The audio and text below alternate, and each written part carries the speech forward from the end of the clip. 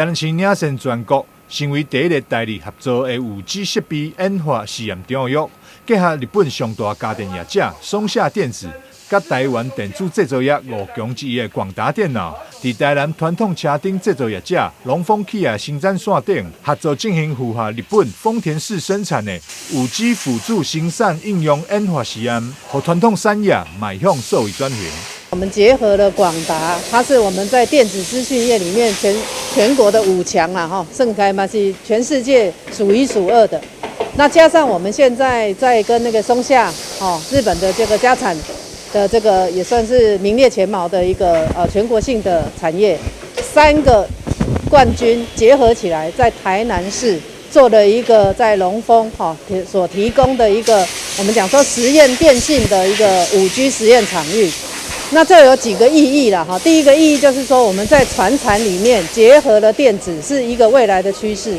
那怎么样把这些我们现在看到的刚才看到的一些模组。能够用 AI 的方式来让这个作业员或者这个程式员，他很方便的去做这一些操作。那一个可以生1万个，所以我们在模组上面的建立呢，它就会更快速、更便捷。在金华局努力之下，也和台南摕到全国第一张5G 设备专网使用执照。我们经发局拿到了全国第1张有关于5G 电信实验场域的执照。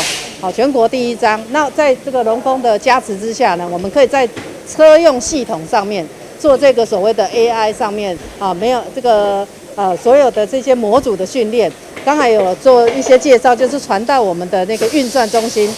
立即传到现场。所以将来如果大家要做一些作业的一些操作，你可能就被 AI 的这个指导师直接在图片上可以做一些辨识跟指导。